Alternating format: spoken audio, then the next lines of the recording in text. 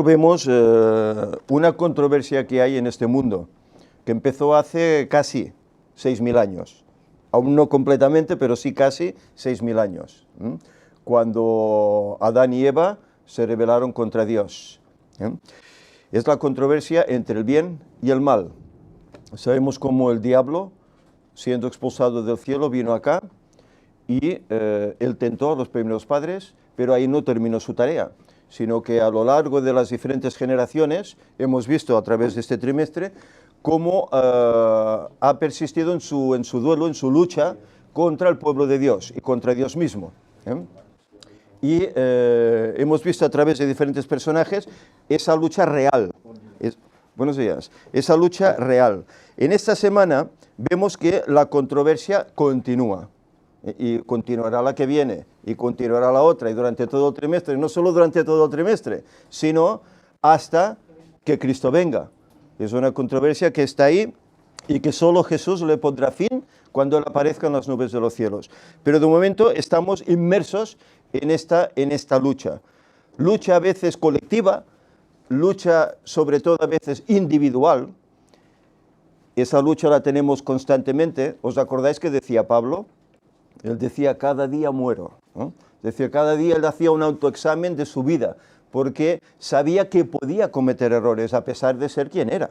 Podía cometer errores como humano que era. Y hemos visto a través de diferentes lecciones, diferentes personajes que, unos tal vez más justos, otros no tanto, pero todos tuvieron esa controversia con el mal. Y tuvieron que decidir, o obedecemos a Dios y somos fieles, o cedemos y le damos la victoria al diablo. Y esa ha sido la tarea del ser humano creyente hasta hoy. Bien, la lección comienza con un pasaje que se encuentra en el libro pequeño de Nehemías, en el capítulo 2 y el versículo 18. Y dice, entonces les declaré cómo la mano de mi Dios había sido buena sobre mí, y asimismo las palabras que el rey me había dicho, y dijeron, levantémonos y edifiquemos. Así esforzaron sus manos para bien. Bueno, aquí nos está hablando del final de la lección, porque Nehemías lo vamos a encontrar en la parte del jueves, al final de la lección. Pero aquí se mencionan unas palabras de ánimo para aquel pueblo que tenían que volver de Babilonia para reedificar aquella ciudad, la querida Jerusalén, que estaba asolada, destruida. No había quedado piedra sobre piedra, todo quemado. Y ellos tenían que volver a edificar eso. Y les faltaba empuje, les faltaba ánimo. Y Nehemías les dio ese ánimo. Luego hablaremos un poco más al respecto. La escuela sabática comienza, aquí el sábado nos hace una introducción de todos los detalles que vamos a tener a lo largo de los días de la lección, pero en el apartado del domingo nos habla acerca de un personaje muy conocido. Fue, si no recuerdo mal, el segundo rey de Israel, David. Fue el segundo, ¿verdad? Porque primero fue Saúl y después fue él. Aquí se nos narran unas hazañas de David. Un hombre, bueno, en la escritura es un hombre prominente, porque él escribió los salmos, gran parte de los salmos, en el cual denota pues cuál era su relación con Dios. Era un hombre que cuando es llamado por Dios es joven, él está apacentando los rebaños de su padre, y es ungido por Samuel para ser rey en un futuro, cuando Saúl falte. Y vemos que en una ocasión el pueblo de Israel tiene batalla con un pueblo de la época, del momento, que eran los filisteos. Y hay un paladín, un tremendo gigante, que se adelanta durante 40 días, increpando al pueblo, increpando al Dios de ese pueblo. A ver, traer un valiente que luche conmigo. A ver, ¿quién es el valiente? Un hombre, pues, no sé, debería medir cerca de 3 metros, posiblemente, un gigante. Y sabéis, nadie se atrevía a hacerlo. Ni el mismo rey, que es el que tenía que haber salido a confrontar esa batalla, ni el mismo rey se atrevió. Y ahí que llega el muchachote a llevar víveres a sus hermanos que están allá en la batalla, y él oye y ve a ese gigante que está atribulando al pueblo de Dios y al mismo Dios. Y es que no va a salir nadie. Y él, en el nombre del Señor, se atreve a confrontarse contra este gigante. Y dice que no puede usar toda aquella vestimenta que le ponen, armaduras, espadas, no puede ni moverse. ¿Y qué hace? Él está acostumbrado que cuando está en el campo cuidando ganado y viene un oso, viene un león, ¿qué dice que hace? Dice que toma la onda y lo asusta, ¿verdad? Incluso hasta los mataba, ¿eh? Pues eso es lo que hace. Hay una canción infantil que dice que David fue al arroyo, 5 piedras escogió, ¿eh? Esa la cantamos en la iglesia, ¿verdad? Y es así, tomó 5 piedras en su zurrón, la onda, y se fue a encontrar al gigante. En el nombre del Señor, dice, porque estás confrontándote, no solo contra el ejército de Dios, sino contra Dios mismo.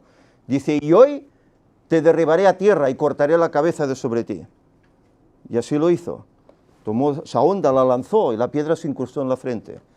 Y el gigante, ¿qué hizo? Decía la canción, se cayó, ¿verdad? Y David le corta la cabeza con su propia espada. Vemos aquí un hecho histórico, un hecho real y un hecho milagroso, porque era prácticamente imposible. Eso a ningún general de ningún ejército de hoy le explicaré en esa historia y se la creería. Que dirían, es imposible que alguien tan bien dotado para la guerra sea vencido por alguien inexperto y joven. Es imposible. Pero él salió en el nombre de ¿quién? De Jehová de los ejércitos. Y en ese nombre venció. Ahí estaba la lucha. El mal representaba a ese Goliat, ¿verdad? Y el bien representaba a ese David, que en el nombre de Dios se confronta. Hasta aquí muy bien, pero David llega al reino. Pasan los años. Y una vez estando ocioso en casa, dice que todo el ejército estaba en la guerra, pero él se quedó en casa, esa vez se quedó en casa. ¿Y qué le pasa? Se pasea por la azotea y contempla algo, ¿verdad? Una bella señora que parece que se está bañando y él, caramba, pues traerla. Y bueno, con ella pues adultera. Y entonces pues él trama una especie de conspiración para hacer venir al esposo que estaba en la batalla, para hacer que vaya a su casa, que duerma con su esposa, pero he aquí que Urías, el esposo, dice que sí, él viene al llamado del rey, pero no va a su casa, se queda durmiendo a la puerta del palacio, con los demás siervos, no quiere descender. Y a tal punto está oscurecido David ante eso que ha hecho, que incluso escribe cartas a Joab, al comandante, ponlo en lo primero de la batalla, en lo más peligroso, para que caiga y muera. Y así lo hacen. Y ese hombre es muerto en batalla. Bueno, parece ser que la culpa ya ha desaparecido. Ya nadie va a saber nada. Pero aquí que hay un profeta mandado por el Señor, Natán. Y viene a David y le explica una historia. ¿Recordáis la historia? Aquel hombre que tenía una ovejita. Y David se enfurece, ese hombre tiene que pagar 4 veces ese cordero, que era la ley del tiempo. Yo recuerdo que hice un sermón al respecto, que hablábamos de ello. Y cuando Natán lo señala y dice, tú eres ese hombre, ¿qué ocurre con David? Se le caen ese velo que tenía delante que no lo dejaba ver y se da cuenta del tremendo pecado que ha hecho. ¿Cómo ha cedido a la tentación inconscientemente? Y ni cuenta se había dado, hasta que despierta, hasta que se da cuenta. Y entonces le pide al Señor que le perdone. Pero todo eso lleva consecuencias. No sé si podré continuar. Todo eso lleva consecuencias. Perdonad. A partir de esa historia, él escribe el Salmo 51, en el cual le pide al Señor, crea en mí, oh Dios, un corazón limpio. Cámbiame ese corazón, cámbiamelo. Él se da cuenta del tremendo error. Pero, ¿sabéis? Miraré a ver si aguanto. Gracias.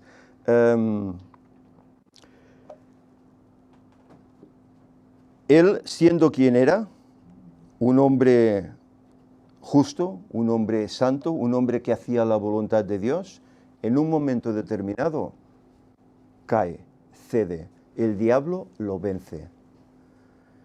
Pero, ¿sabéis? Yo en aquel sermón decía, un varón conforme al corazón de Dios. Y es así como Dios consideraba a David, porque sabía que una vez vuelto en sí, reconocería ese pecado y pediría perdón e intentaría hacerlo mejor con la ayuda del Señor. Y por eso Dios lo tenía en cuenta y decía, es un varón conforme a mi corazón. ¿Somos nosotros esos varones, esas mujeres conforme al corazón de Dios? Porque pecar, ¿quién no peca? Dice que no hay justo ni uno. Todos podemos en un momento dado pecar, sea por una pequeña mentira, a veces, que nos ha salido, y luego, ¿qué he hecho?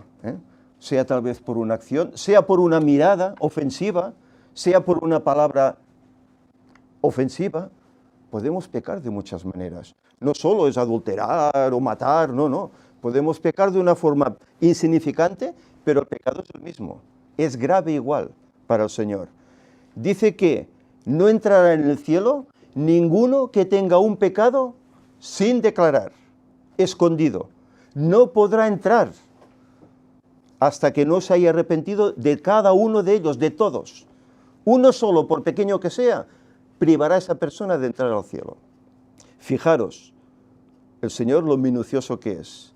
Por eso dice que el que es fiel en lo poco, también en lo más lo será.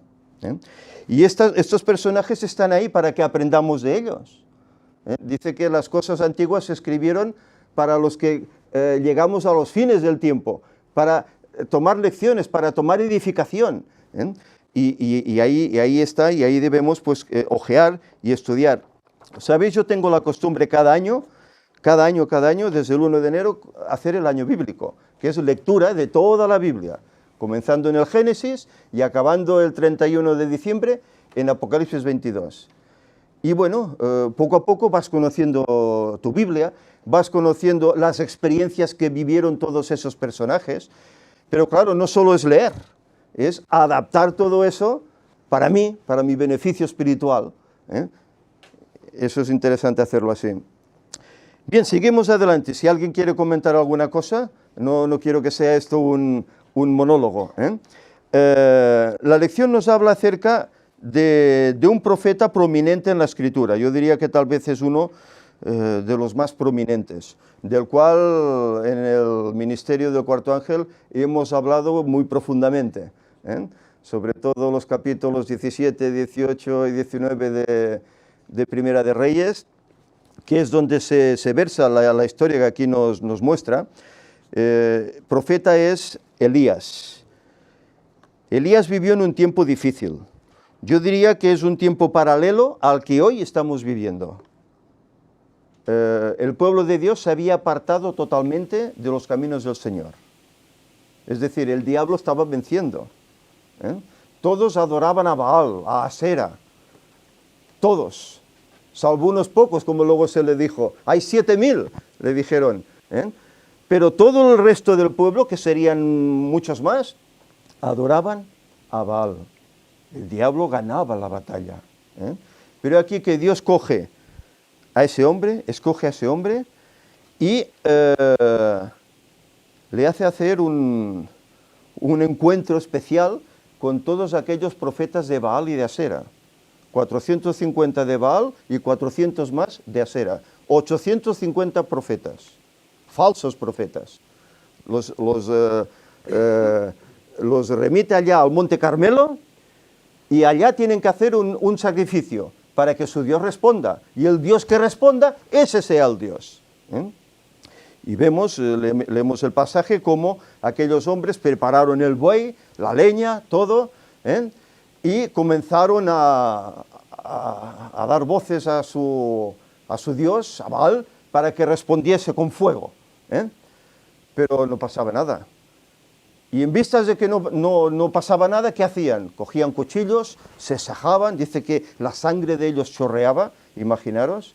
Eso nos recuerda un poco Semana Santa, algunos que van en las procesiones hasta que la sangre chorrea, ¿eh? ¿No recuerda un poco? Baal, ¿eh? Bueno, es lo que hay, ¿no? Por eso digo que hay muchas connotaciones del pasado con hoy, ¿eh? Y aquí que están así todo el día, no pasa absolutamente nada, él mismo los está contrariando, chillad más, tal vez está durmiendo, les decía. Fijaros, él solo, un hombre solo, tenía al rey en contra, la reina en contra, el pueblo en contra, los sacerdotes en contra, está él solo. Pero él iba en nombre de ¿quién? Igual que David, con el gigante, en el nombre de Jehová de los ejércitos, ¿eh? Y cuando ellos ya terminan y no pueden hacer nada, él ora a Dios y el Señor responde. Y a pesar de que han inundado con agua todo ese sacrificio que iban a hacer, ¿qué sucede? Cae fuego del cielo y destruye todo eso. El agua, las piedras, todo destruido por el fuego, el poder de Dios. Entonces el pueblo, Jehová es Dios, Jehová es Dios. Entonces abrieron los ojos. Entonces reaccionaron, ¿eh? Y bueno, aquí hay paralelismos con los tiempos actuales. Él llevaba un mensaje, Elías llevaba un mensaje, y un mensaje que a la vez tenía mucha relación con nuestros tiempos. Recordemos que la Escritura habla de 3 Elías. El primer Elías era él, pero luego vendría un segundo Elías, que fue Juan Bautista, y en el último momento del tiempo vendría un tercer Elías, un movimiento, un mensaje especial, ¿eh? Y que ese mensaje especial tenía que hacer que el pueblo despertase, que el pueblo abandonase sus malas costumbres, que el pueblo se volviera a Dios, que dejase las cosas que a Dios no le agradan, la música no adecuada en la adoración, los sermones light que se hacen en las iglesias, que hablasen de lo que hay que hablar, de que hay que prepararse porque Cristo viene y hay que prepararse. Y si hay que decir que fulano es la bestia, pues hay que decir que fulano es la bestia. No se puede callar el mensaje, ¿eh? Pero claro, todo esto que pasa, que lleva problemática, ¿verdad? Y cuando alguien habla así, de esta forma, pues en la iglesia está mal visto. Está mal visto, ¿eh? Incluso se le intenta hacer que calle. Y si siguen sus 13, pues hasta incluso se le da de baja. Se le desfraterniza. Y es así. Y es lo triste. Es decir, que en los tiempos de Elías, hoy está pasando. No adoramos a Baal, pero ¿es que tenemos otras diversiones? Puede ser la televisión, puede ser el fútbol, puede ser, no sé, jugar a la lotería, puede ser tantas cosas. En sábado pues vamos a comprar, trabajamos, etcétera. No guardamos las cosas como el Señor pide que hagamos. Y estamos adorando inconscientemente a ese Baal. Y bueno, ese mensaje, por eso digo que es también para nosotros hoy. Aquel hombre, vemos como en el nombre del Señor hizo la labor que el Señor le dijo. Pero es que el mensaje de ese tercer Elías de hoy es este que estamos hablando. Denunciar las cosas que se están haciendo mal para que se cambien. Y predicar el mensaje que toca para los tiempos actuales. Para que muchos, tanto dentro como afuera, despierten. Abran los ojos, busquen a Dios, como hizo el pueblo después del sacrificio. Jehová es Dios. Y luego le siguieron durante un tiempo. También se terminó, ¿eh? Como siempre, ya vimos en los jueces, ¿verdad? Estaban 40 años siguiendo a Dios, pero moría aquel juez, otra vez hacían lo malo. Y es la historia del ser humano. ¿Y por qué? Pues porque el diablo aún está ahí. Y el diablo no cesa en su empeño. Y va buscando, aunque sea un solo individuo, sea hombre o sea mujer, para hacerle caer. Y si le hace caer, este es mío, este es mío. ¿Qué pasó con Moisés? ¿Os acordáis? Cuando Moisés falleció, dice en el libro de Judas que el arcángel Miguel contendía con el diablo por el cuerpo de Moisés. Porque claro, Satanás declaraba, ha pecado, tenía que hablar a la piedra, pero la golpeó, se rebeló, ha pecado, por lo tanto me pertenece. Pero Jesús, ¿qué decía? Jehová te reprenda. Jehová te reprenda, ¿eh? Porque yo moriré también por él, ¿eh? Yo moriré también por él, porque se arrepintió. Y por lo tanto, formará parte del grupo de salvos, pero el diablo no lo quería así. Y esa batalla se cierne a todas horas. Mira, yo recuerdo en una ocasión, no hace mucho, en la red social del Facebook, alguien, un hermano, colgó un dibujo que se veía a un chico creyente que andaba por la calle, y delante de él y detrás y a los lados se veía un ángel blanco y un ángel negro que luchaban. Es decir, demostrando que hay una batalla alrededor nuestro cada día, en cada momento. Y es la realidad. Por eso la tentación está a las puertas, está ahí. Y tenemos que estar al tanto cada minuto de nuestra vida. No solo vamos a estar seguros cuando nos durmamos, no, cuando estemos despiertos hay que estar vigilantes, porque la tentación está ahí. Y bien, nadie comenta nada, ¿eh? Esto parece un sermón. ¿Sí quiere decir algo, hermana?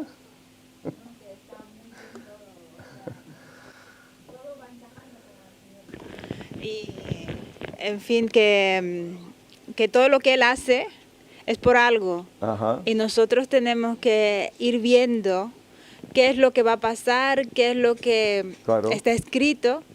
Claro. Y es impresionante. A mí me gusta cuando va diciendo, mira esto, y dice, Ajá. esto se ha dicho, o esto, ¿sabe? Sí, O sea sí, que sí, es sí. impresionante lo que el Señor hace. Sí, porque tal como escribió Salomón, no hay nada nuevo debajo del sol. Dice, lo que fue, volverá a ser, y es así. Es decir, pueden cambiar los tiempos.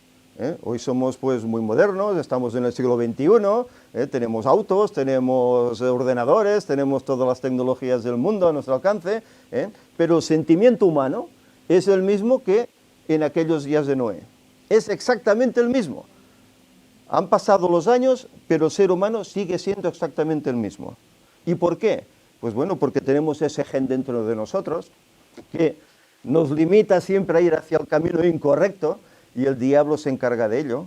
Por eso decimos que no cesa.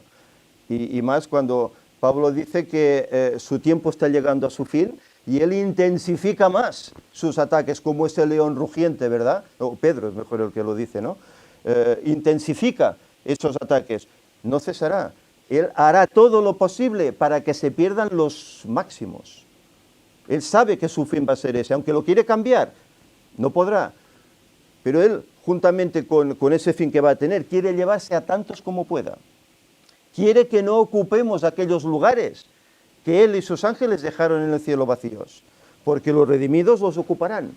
Y él no quiere eso. Quiere que queden vacíos. Quiere que todos nos destruyamos con él. Y por eso él arrecia la batalla. Por eso, hoy más que nunca, cuando vemos que falta tan poco tiempo para que Cristo venga, falta poco tiempo para que la gran crisis nos afecte, leyes dominicales, persecuciones, todo esto que hablamos tantas veces y lo vemos como, uy, está muy lejos, uy, esto es que parece que no es real. Incluso hay hermanos que dicen, no, es que esto ya no pasará, porque la ley dominical ya la tuvimos aquí y ya no volverá. Pero está escrito en el Apocalipsis, está escrito en Daniel, está escrito en el Espíritu de Profecía, que esos tiempos realmente vendrán. Pero también se dice que el que no esté preparado, caerá. ¿Y caerá de qué modo? Pues cederá y ampliará las filas del enemigo. Es así de claro. Por lo tanto, por eso es ahora un momento de prepararnos. Porque eso vendrá, y no de aquí mucho tiempo, eso vendrá. Si decimos que hoy por hoy quedan 15 años para que terminen los 6.000 y Cristo regrese, ¿cuándo comenzará la persecución? Según Elías nos da enseñanzas, 3 años y medio antes. Es decir, ¿a qué año nos vamos? 2027, más o menos. Pues, bueno, en otros lugares la persecución ya ha empezado, y en otros lugares empezará de aquí a poco. Pero esa fuerte vendrá sobre más o menos ese periodo. Saldrá una ley de Estados Unidos, que aunque digan que no, saldrá, esa ley saldrá y se esparcirá rápidamente por todo el globo. Y todos, el vecino de ahí, el de arriba, nuestros amigos, todos se volverán contra nosotros. Oye, ¿por qué no guardas tú el domingo? Y estos problemas que tiene la sociedad, ¿os fijáis? Sequías, nieva donde no toca, ahora en Vietnam. Fijaros, en Vietnam está nevando no sabían lo que era la nieve. Y en Vietnam está nevando. Otros lugares, sequías tremendas. Otros lugares, inundaciones tremendas. Estados Unidos, por ejemplo. Terremotos. Hay muchas cosas, la naturaleza está convulsionada. No hace mucho hubo, no sé en qué lugar, una muerte masiva de calamares. No sé si Víctor tal vez lo sacaste en las noticias. Muerte masiva de calamares, miles, cientos de calamares. Lo que decía la Escritura, los animales marinos, incluso los peces, morirán, ¿verdad? Está sucediendo, es decir, que estamos llegando a ese periodo en el cual vendrá toda esa tribulación. ¿Nos prepararemos para hacerle frente? ¿O pensamos, no, yo como ya he leído una vez mi Biblia, como ya he orado una vez, pues ya estoy preparado, ¿no? Esa preparación es constante, a cada momento. Ya sé que no podemos estar las 24 horas del día leyendo y orando, porque tenemos otros quehaceres también, que también es bueno que hagamos, pero sí que tenemos que tomar tiempo para leer nuestras Biblias, para prepararnos, porque ese conflicto vendrá. Y si no nos hemos preparado concienzudamente, cederemos. Vamos adelante. ¿Alguien más quiere aportar algo? Hay aquí un personaje, no sé qué hora tenemos, ¿vamos bien de tiempo? Hay un personaje aquí que también, hay algún hermano que ha tomado la experiencia de este personaje para sacar de ahí pues el año del jubileo y ciertas fechas, que no es lo que corresponde, pero bueno. Pero aquí notamos la experiencia también de un rey llamado Ezequías. ¿Os acordáis? Este rey vivió cosas prodigiosas también, porque un rey que estaba a punto de fallecer, y él ora a Dios para que le alargue la vida, y el Señor le prolonga la vida 15 años y le sana de su enfermedad. 15 años. Y le da una prueba. ¿Os acordáis la prueba? El sol dice que retrocede la sombra 10 grados. No sé, hay algunos que hablan de que si la NASA, no sé si habéis oído este hecho, no sé si tiene algo que ver o tal vez es una ficción. Dicen que falta un día en el calendario del mundo, falta un día. Una parte de ese día dice que fue la batalla de Josué, que duró casi 24 horas. Y faltaba una hora, que parece ser que es de estos 10 grados, que retrocedió. Bueno, eso es lo que se dice, no sé qué hay de cierto en ello. Pero sí que aquí se menciona que los asirios quisieron atacar Jerusalén con un gran ejército. Y no solo quisieron atacar a Jerusalén, sino que injuriaban al Dios de ellos, al Dios de los hebreos. Y aquí que este hombre, Isaías, el profeta, oraron para que el Señor hiciera algo. Y el Señor hizo algo. Cuando ya parecía todo perdido, que iban a sucumbir ante aquel gran ejército, dice que el Señor mandó un solo ángel que destruyó de los asirios, ¿cuántos? ¿Recordáis el número? 185.000 soldados asirios. Un solo ángel. Un solo ángel. 185.000 soldados. Es tremenda la salvación que Dios hizo. ¿Os imagináis? Un solo ángel hizo eso. ¿Qué no harían 4, 5, 12 ángeles hoy en el mundo con todas estas miserias que hay? Estas guerras, todo esto, ¿qué no harían? ¿Qué no harían? Pero el Señor no lo quiere así. El Señor quiere que todas las cosas sigan su curso para que otros puedan llegar al conocimiento de la verdad, y cuando el tiempo culmine, entonces Él aparezca y ponga fin definitivamente a todo esto. No lo hará un ángel, sino que lo hará el gran arcángel Miguel. Ese será el que pondrá fin. Pero aquí estaba también el problema de la duda. ¿Nos ayudará el Señor? ¿Vamos a sucumbir nosotros y la ciudad contra ese ejército? Pero vemos cómo el Señor responde cuando hay fidelidad. Cuando el hombre busca a Dios, el Señor responde. Y eso tiene que ser para nosotros un ánimo y una lección. Porque cuántas veces nosotros no tenemos problemas de todo tipo, no solo espirituales, sino problemas a veces con el trabajo. Es que si yo no trabajo en sábado, pues claro, yo no podré comer, ni mis niños, ni mi esposa no podremos comer, y claro, tengo que trabajar en sábado, sabiendo que el Señor dice, sé fiel y te bendeciré. Entonces, estas son lecciones que tenemos que aprender. Oye, si eres fiel, no puedes salir adelante, tú guarda el sábado, y verás cómo el Señor te abrirá puertas, ventanas si conviene, para que recibas bendición y puedas obtener recursos para salir adelante. Y es así, pero hace falta esa palabrita tan cortita, pero tan inmensa, fe. Hace falta eso. Y eso tenemos que ejercitarlo ahora, en estos momentos. La lección sigue adelante y nos habla acerca de otro personaje. En esta ocasión es una mujer. Una mujer que está en el reino del rey Asuero, de los persas, ¿verdad? Una mujer que es judía.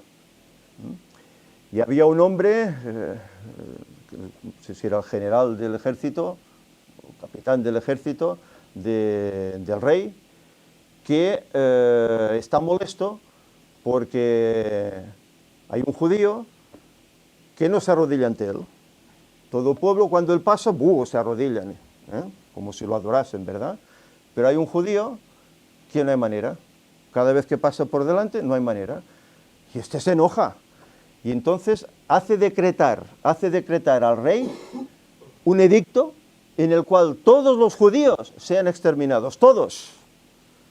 Los que hay en las 127 provincias, todos sean exterminados, en un momento determinado. Y fijaros el numerito, en un día, día 13, etcétera. Es tremendo, Luego dicen, no, los números no tienen nada que ver. Pues mira, en la Biblia. En el 13 tenían que ser exterminados todos los judíos. Y aquí que esta mujer, Esther, que había sido tomada como reina en sustitución de la anterior, por los problemas que, bueno, posiblemente ya conocéis,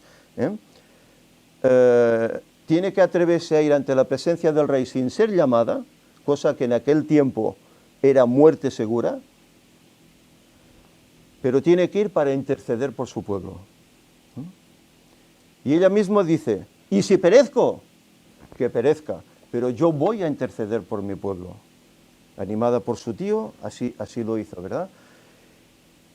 Y bien, y el rey vio, pues que había firmado un decreto, pues había sido engañado, había firmado ese decreto, y entonces el Señor pone en el corazón de ellos elaborar un segundo decreto en el cual permita que los judíos puedan defender su vida y sus propiedades de aquellos que quieran atacarlos. Y se firma ese edicto y sale a la luz, a tal punto que los judíos vencen a todos aquellos opresores. Amán es condenado a la horca y todo aquello termina. Pero ¿qué ocurrió aquí? Aunque en el libro, si os fijáis, no se menciona la palabra Jehová ni la palabra Dios, hay allá toda una trama que a la vez es paralela con lo que el mundo va a vivir. Un decreto de muerte. ¿No saldrá un decreto de muerte en un futuro? Para los observadores del sábado, para el creyente, para el que es fiel a Dios, sí, saldrá un decreto de muerte. Igual que salió allá, volverá a salir. Para todo el mundo, no 127 provincias, sino los 5 continentes, para todos, volverá a salir. ¿Seremos nosotros fieles como lo fue Esther? ¿Valientes como lo fue? ¿O por lo contrario cederemos? Por eso decíamos que hoy es el momento de preparación para eso que vendrá, que será absolutamente real. Y vemos también, finalizando, muy rápido tal vez, ¿vamos bien? Finalizando, vemos aquí en la parte del jueves la experiencia de otro hombre, un tal Nehemías. Un hombre, si no recuerdo mal, era copero, ¿verdad? Nehemías, era copero del rey. Es que a veces lo confundo con Esdras, que Esdras era sacerdote, exacto, y este era copero. Pero era un hombre copero, un hombre judío, un hombre que está allá, lejos de su tierra, pero él está pensando en aquella ciudad que dejaron allí asolada y él está deseando edificarla, reconstruirla. Y él eleva una oración, como la elevó en su momento también el profeta Daniel. Eleva una oración semejante. Hemos pecado. No dice, Señor, el pueblo ha pecado, yo soy santo. No, se incluye, hemos pecado todos. Por eso ha llegado la situación que ha llegado a Jerusalén. ¿Era la voluntad de Dios que Jerusalén fuese destruida? No. Tenía que ser un foco de luz para toda aquella tierra de Canaán, para que el mensaje saliese de allí. Ellos viesen que ese pueblo era especial, que tenía un Dios especial, que los bendecía, que los prosperaba. Pero ellos obedecieron a Dios. No. Había etapas en que sí, pero había muchas más etapas en que no. Y hasta que tuvo que llegar esa deportación y esa destrucción terrible. La miseria que pasó esa ciudad fue tremenda. Que dice que en el sitio que sufrieron, incluso devoraban las madres a los hijos para subsistir, porque se le habían terminado ya las cosechas, los víveres. Era tremendo. Y el hambre, claro, los hizo sucumbir. Y esa experiencia se repitió luego en el año 70. Jesús lo dijo, por eso lloró sobre Jerusalén. Es una de las pocas veces que la Escritura narra que Jesús lloró. Lloró, creo que fueron 2 veces. Cuando Lázaro murió, lloró porque vio como el pecado se llevaba, arrebataba la vida de los seres humanos, y lloró porque veía cómo iba a terminar Jerusalén unos pocos años, 40 años después. Lloró sobre Jerusalén. Pueblo rebelde. Nosotros a veces decimos, uy, es que eran tan tercos, eran tan rebeldes, ¿verdad? Pero en nosotros hoy. ¿Cómo somos nosotros hoy? Si eso está escrito es para nuestra enseñanza, para que aprendamos, ¿verdad? Y es así. Este hombre oró pidiendo el perdón de todo el pueblo, incluso de él mismo. Y el deseo era poder ir allá a construir nuevamente la ciudad. Y el rey se lo permitió y le dio todo lo necesario para poder hacerlo. Pero dice que cuando llegó allí, ¿qué se encontró? ¿Todo preparado? ¿Todo listo? Los habitantes del lugar, aquellos samaritanos, etcétera, etcétera, se opusieron a esa obra. Y dice que cómo tenían que trabajar, ¿recordáis? La herramienta en una mano y la espada en la otra. Vigilantes, día y noche. Y rápidamente, si no recuerdo mal, en 52 días terminaron el muro. En 52 días. Que aquellos que los querían privar de la obra, incluso dijeron, esto no es normal, esto es un milagro, esto es que Dios está con ellos. Porque no era normal que en tan poco tiempo se terminase esa tremenda labor. Pero fijaros, una mano la herramienta y la otra la espada, para defenderse si convenía. Esto es paralelo a la labor que el creyente tiene que hacer en este mundo, ¿verdad? En una mano tenemos que tener la palabra de Dios, que será nuestra espada de 2 filos. Y en la otra, bueno, pues tenemos que lidiar, porque las dificultades, sin duda alguna, vendrán. El diablo no va a cesar. Y estas lecciones son interesantes por ese sentido, porque nos muestran realmente cuál es la batalla entre el bien y el mal que desde hace tanto tiempo se está lidiando en este mundo. Pero lo importante, lo que nos tiene que mover, es que esta batalla no durará eternamente, no durará siempre. Llegará un día que Dios le pondrá fin. Y ese día está muy cercano. Y nosotros podemos dar gracias que tenemos el privilegio de ser la última generación de este mundo. Los que vamos a ver, si Dios lo permite y nos conserva la vida, no nos lleva al descanso antes, podemos ver estos últimos acontecimientos. Dice que incluso muchos de los hermanos que pasaron en años anteriores, hubiesen querido vivir esos momentos que nosotros vivimos, pero no pudieron. Los discípulos lo esperaban. Y Jesús tuvo que entremezclar un poco los acontecimientos para no desanimarles. ¿Os imagináis que Jesús les hubiese dicho, aún quedan 2000 años? ¿Qué pasa con ellos?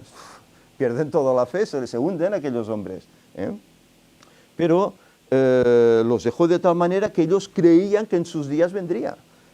Y así trabajaban y esparcían el Evangelio. Y cuando eran perseguidos y azotados y encarcelados, gloriaban a Dios por ello. Cantaban himnos, estaban gozosos de sufrir afrenta por el nombre, dice la Escritura. Pues cuanto más nosotros que estamos al final. Nos queda poquito, nos queda muy poquito. De los 6000 solo 15, fijaros, muy poquito. Y llegamos a la meta. Por lo tanto, es momento de echar la vista atrás, de desistir, de bajar del navío. Es momento de seguir, preparándome y ayudando a otros, esparciendo este evangelio a pesar de que se rían. Porque cuánta gente, es que esto de la fecha, es que esto de los 6000, que pueden ser más, que no sé qué, cuántas dudas hay. Es que no se puede hablar mal de tal, de cual. Es lo que dice la Escritura y hay que decirlo para que la gente abra los ojos, ¿no? Bueno, pues a pesar de eso hay que seguir adelante. Es así. Hay aquí un pasaje en el viernes, unas palabras que Pablo escribió que se encuentran en 2 de Corintios, capítulo 4, versículos del 16 al 18, que dice, por tanto, no desmayemos. Antes, aunque nuestro hombre exterior se va desgastando, el interior, no obstante, se renueva de día en día, porque esta breve tribulación momentánea produce en nosotros una cada vez más excelente y eterno peso de gloria, no mirando nosotros las cosas que se ven, sino las que no se ven, pues las cosas que se ven son temporales, pero las que no se ven, ¿qué son? Eternas. Es decir, esa tribulación, no mirando eso, sino mirando aquella ciudad que el mismo Abraham dice, con fundamentos, que Dios es arquitecto de ella, mirando eso. Ahí es donde tenemos que alzar la vista, no lo que está pasando aquí, porque esto desanima a cualquiera, de verdad. Pero eso nos tiene que hacer ver que las profecías se están cumpliendo, que Dios no nos mintió, que Dios es veraz, ¿verdad? Y que nos lo ha dicho antes para que cuando suceda, ¿qué hagamos? Creamos, no dudemos. Por lo tanto, en nosotros está. La victoria puede ser nuestra porque Cristo la venció ya por nosotros. Nos la da a nuestro alcance. Solo en nosotros está en aceptarla y seguir siendo fieles, a pesar de la oposición que hoy podemos padecer o la que podamos tener mañana o de aquí a poco tiempo.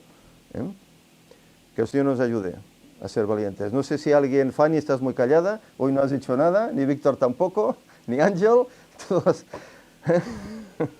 Ni que yo lo hiciera tan bien, ¿verdad? Que estáis aquí todos embobados, vaya.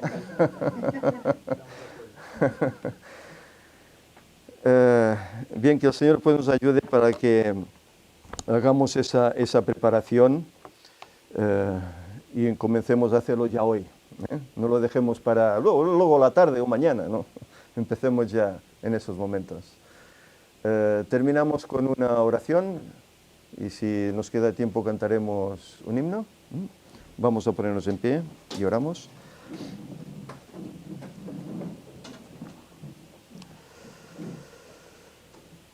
Señor y Padre, te damos gracias porque mediante estas lecciones vemos aún más claramente esa lucha que se vivió en los corazones de todos esos que nos han antecedido. Hermanos que, a pesar de que tenían sus fallas como humanos, se arrepentían, te buscaban, continuaban adelante, no se dejaban vencer por el diablo. Tú prometes, Señor, la victoria. Tú prometes que todo aquel que te busque, que se arrepiente de sus pecados, que haga tu voluntad, será protegido, será bendecido, será finalmente victorioso. Señor, ayúdanos pues a confiar en esas promesas, que las hagamos nuestras, porque sabemos que eres un Dios de amor, que quieres nuestro bien, que quieres que estemos allá contigo. Señor, si es tu voluntad, que así lo hagamos, pero que a la vez no solo pensemos en nosotros, sino pensemos en nuestras familias, pensemos en nuestros amigos, nuestros vecinos, en todo este mundo que está entretenido en otras religiones, en otros dioses, en otras cosas que les están nublando esta vista de la eternidad. Que podamos predicar, Señor, este mensaje a pesar de los problemas que eso nos conlleve, que seamos valientes como lo fueron aquellos tus discípulos y todos aquellos que entregaron su vida en las llamas y con las fieras, que seamos valientes, Señor, para esparcir este mensaje, para que otros muchos puedan ser quitados de las garras del diablo y puedan ser también salvos. Señor, que tu Espíritu nos ayude, nos dé este empuje necesario, que pronto podamos tener esa lluvia tardía para terminar la obra rápidamente y así, sabiendo que el tiempo es corto y que pronto pasará, tú puedas venir y estamos dispuestos a estar en pie para recibirte. Que tu paz quede con nosotros y prepáranos ahora para el sermón. En nombre de Jesús te lo pedimos. Amén.